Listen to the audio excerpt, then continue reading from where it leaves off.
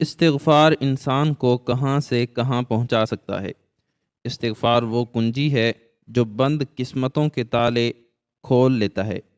وہ راز ہے جو آسمان کے دروازے کھول دیتا ہے۔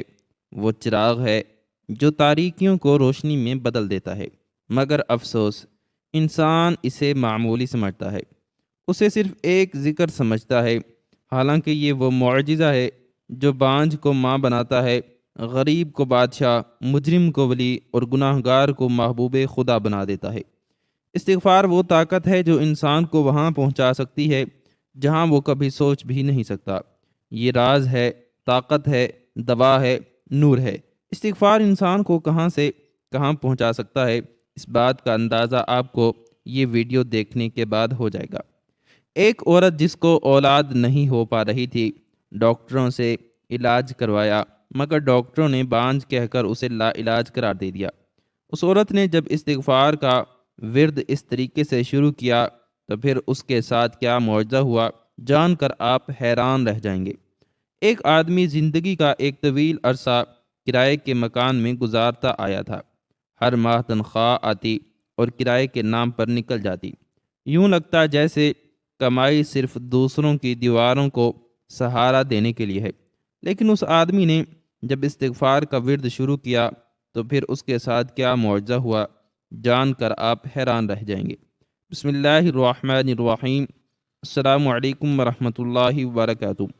پاور آف استغفار۔ استغفار کتنا پاورفل ذکر ہے۔ استغفار انسان کو کہاں سے کہاں پہنچا سکتا ہے۔ محترم ناظرین، دنیا میں کوئی ایسی چیز نہیں جو انسان کو اتنی خاموشی سے، اتنے سکون سے، اتنی طاقت کے ساتھ بدل دے جیسے استغفار۔ یہ ایک ایسا ذکر ہے جو لبوں پر آتے ہی آسمان ہلنے لگتا ہے، فرشتے حرکت میں آ جاتے ہیں اور اللہ رب العزت کی رحمت بندے کی طرف لپکتی ہے۔ افسوس، ہم استغفار پڑھتے ہیں لیکن محض ایک عادت سمجھ کر۔ ہم اس کی طاقت سے ناواقف ہیں۔ ہم نہیں جانتے کہ استغفار وہ راہ ہے جو انسان کو ذلت سے عزت، افلاس سے خوشحالی، گناہوں سے طہارت اور زمین سے عرش تک پہنچا دیتی ہے۔ اگر کوئی جان لے کہ استغفار کی طاقت کیا ہے تو وہ ہر سانس کے ساتھ اسے اپنا ورد بنا لے۔ لوگ لاکھوں کی نوکری کے لیے در در کی ٹھوکریں کھاتے ہیں، سکون کی تلاش میں نفسیاتی ڈاکٹروں کے چکر کاٹتے ہیں، لیکن اگر دل سے یقین کے ساتھ آنکھوں میں نمی لے کر استغفار کیا جائے تو وہ سب کچھ مل سکتا ہے جس کا انسان نے کبھی تصور بھی نہیں کیا ہوتا۔ ایک عورت جس کو اولاد نہیں ہو پا رہی تھی، ڈاکٹروں سے علاج کروایا، مگر ڈاکٹروں نے بانجھ کہہ کر اسے لا علاج قرار دے دیا۔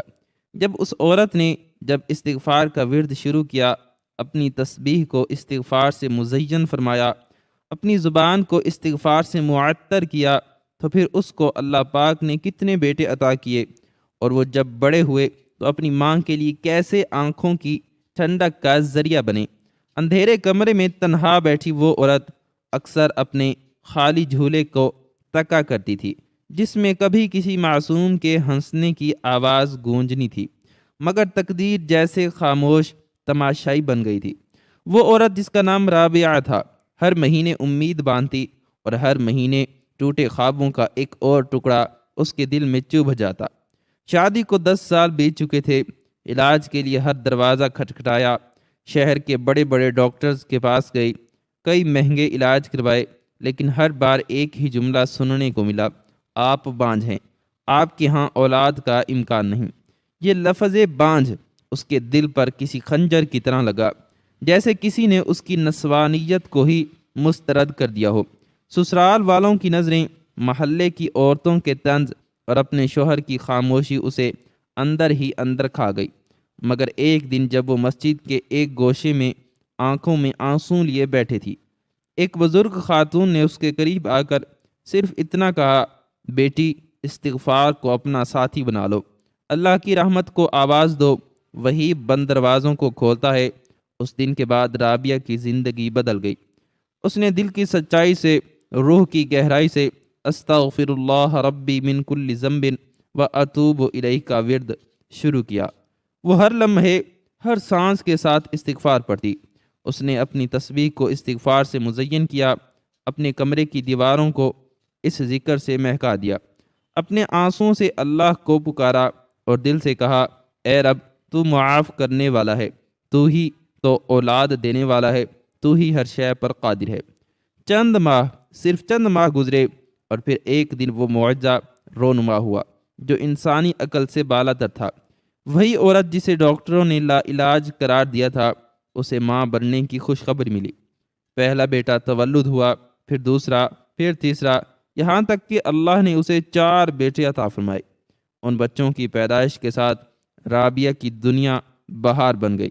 وہ بچے قرآن پڑھتے، نماز پڑھتے اور جب بھی ماں کو دیکھتے اس کے قدم چومتے۔ بڑے ہو کر وہ عالم بنے، ایک حافظ قرآن، دوسرا استاد دین، تیسرا مسجد کا خطیب اور چوتھا نیکی کے کاموں میں صدقہ جاریہ۔ رابعہ کی آنکھوں میں ہر روز خوشی کے آنسو ہوتے۔ وہ کہتی، اگر لوگوں کے دروازے بند ہو جائیں تو کیا ہوا، میرا رب تو ہر دروازہ کھولنے والا ہے۔ میں نے استغفار کو اپنایا اور اللہ نے میرے لیے وہ دروازے کھولے جن کا تصور بھی نہ تھا۔ یہ استغفار کی طاقت تھی۔ وہ استغفار جسے ہم معمولی سمجھتے ہیں، در حقیقت وہ آسمان سے تقدیر بدل کر زمین پر رحمت نازل کر دیتا ہے۔ ایک آدمی جس کا نام نعمان تھا، محنتی، باوقار، نیک طبع، مگر قسمت کے ہاتھوں پریشان۔ زندگی کا ایک طویل عرصہ وہ کرائے کے مکان میں گزارتا آیا تھا۔ ہر ماہ تنخواہ آتی اور کرائے کے نام پر نکل جاتی۔ یوں لگتا جیسے کمائی صرف دوسروں کی دیواروں کو سہارا دینے کے لیے ہے۔ اس کا دل چاہتا کہ اس کے بچے بھی کسی اپنے گھر میں بے خوف کھیلیں، وہ بھی اپنے دروازے پر نعمان منزل کی تختی لگائیں، مگر حقیقت یہ تھی کہ تنگ دستی نے اس کے خوابوں پر اوس ڈال دی تھی۔ تنخواہ محدود، اخراجات بے حساب اور دل کی گہرائیوں میں ایک ایسی تمنا جو ہر دن سسک کر مر جاتی تھی۔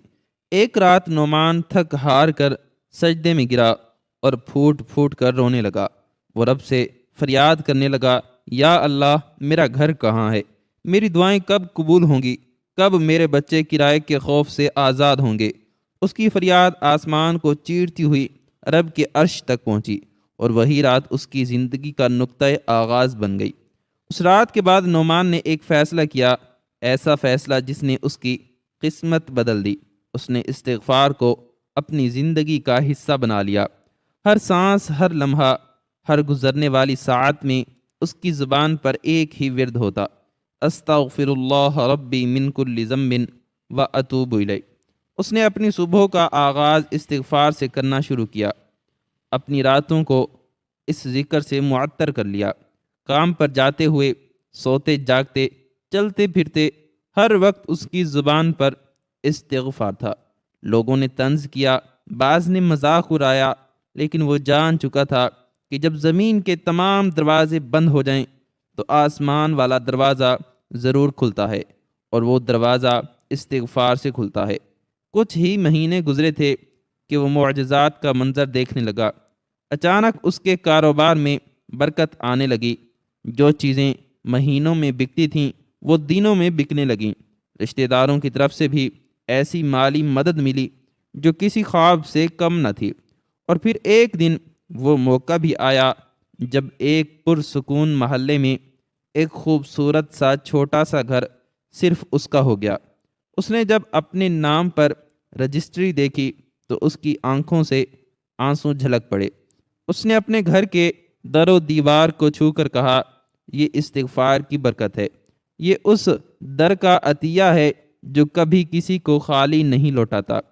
آج نعمان کے بچے اپنے آنگن میں کھیلتے ہیں، اس کی بیوی سکھ کا سانس لیتی ہے، اور وہ خود ہر آنے والے کو ایک ہی پیغام دیتا ہے، اگر تم اپنی تنگی کو وسعت میں بدلنا چاہتے ہو تو استغفار کو زندگی کا لباس بنا لو، کیونکہ استغفار بندے کو وہاں پہنچاتا ہے جہاں بندہ خود بھی کبھی سوچ نہیں سکتا۔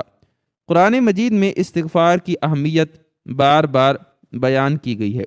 سورہ نوح میں حضرت نوح علیہ السلام نے اپنی قوم کو استغفار کا نسخہ دیتے ہوئے فرمایا، تو میں نے کہا کہ اپنے رب سے معافی مانگو، یقیناً وہ بہت بخشنے والا ہے، وہ تم پر آسمان سے بارش خوب برسائے گا، تمہیں مال اور اولاد سے نوازے گا، تمہارے لیے باغ پیدا کرے گا اور نہریں جاری کرے گا۔ یہ آیات چیخ چیخ کر بتا رہی ہیں کہ استغفار صرف گناہوں کی معافی کا ذریعہ نہیں، یہ رزق میں وسعت، اولاد کی نعمت، بارش، خوشحالی اور زندگی کی آسانیوں کا خزانہ بھی ہے۔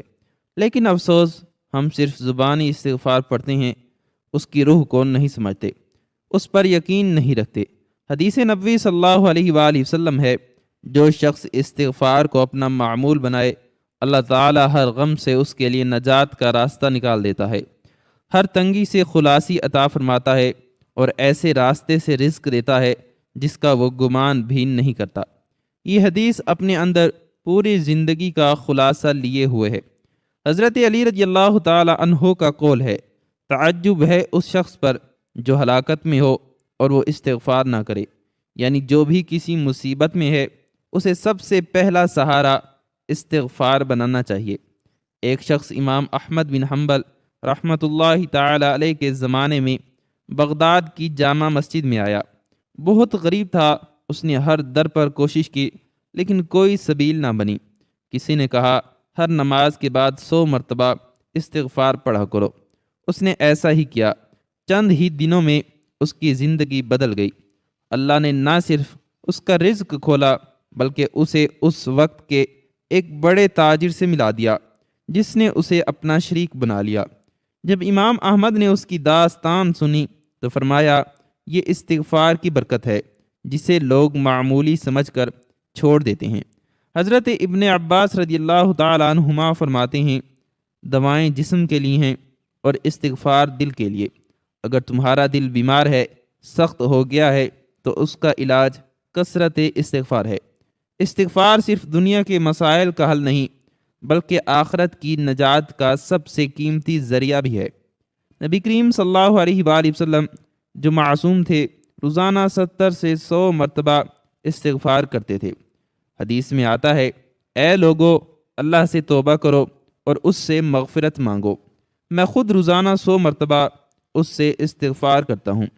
اب ذرا سوچئے، جو نبی معصوم ہو، خطا سے پاک ہو، وہ بھی روزانہ اتنا استغفار کرے، تو ہم جو گناہ میں ڈوبے ہیں، ہمیں استغفار کی کتنی ضرورت ہے۔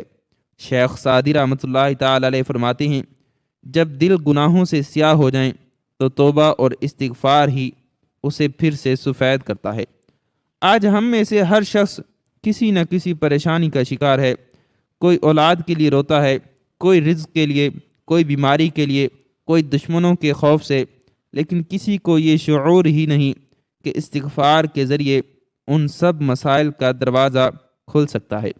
حضرت عمر رضی اللہ تعالیٰ عنہ فرماتے تھے، اگر آسمان سے بارش رک جائے تو میں اس وقت تک نماز استسقاء نہ پڑھاؤں گا جب تک لوگ استغفار نہ کریں، کیونکہ وہ جانتے تھے کہ بارش بھی استغفار سے آتی ہے۔ آج کا انسان سب کچھ چاہتا ہے، دولت، سکون، عزت، نجات، کامیابی، لیکن وہ استغفار کو سنجیدگی سے نہیں لیتا۔ وہ سمجھتا ہے کہ یہ صرف زبان کی تکرار ہے، حالانکہ یہ تکرار نہیں، اللہ کے دربار میں رجوع کی صدا ہے۔ جب بندہ استغفر اللہ کہتا ہے تو گویا وہ اللہ سے کہتا ہے، یا اللہ، میں مانتا ہوں کہ میں غلط تھا اور اب تیری رحمت کا سوالی ہوں۔ اگر بندہ سچے دل سے ایک بار بھی استغفر اللہ کہہ دے تو زمین و آسمان اس پر مسکرا اٹھتے ہیں، فرشتے اس کے لیے دعائیں کرتے ہیں۔ اللہ رب العزت فرماتا ہے، وَمَا كَانَ اللَّهُ لِيُعَذِّبَهُمْ وَأَنْتَ فِيهِمْ وَمَا كَانَ اللَّهُ مُعَذِّبَهُمْ وَهُمْ يَسْتَغْفِرُونَ۔ اس کا ترجمہ ہے، اور اللہ ان پر عذاب نازل نہیں کرے گا جب تک کہ وہ استغفار کرتے رہیں۔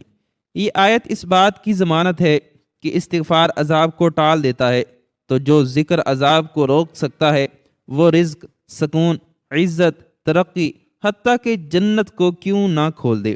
استغفار نہ صرف ایک ذکر ہے بلکہ یہ ایک طاقتور دوا ہے جو روح کے زخموں کو بھر دیتی ہے۔ یہ وہ روحانی وظیفہ ہے جو نا امیدی کو امید میں بدل دیتا ہے، تاریکی کو نور اور فقر کو غنا میں بدل دیتا ہے۔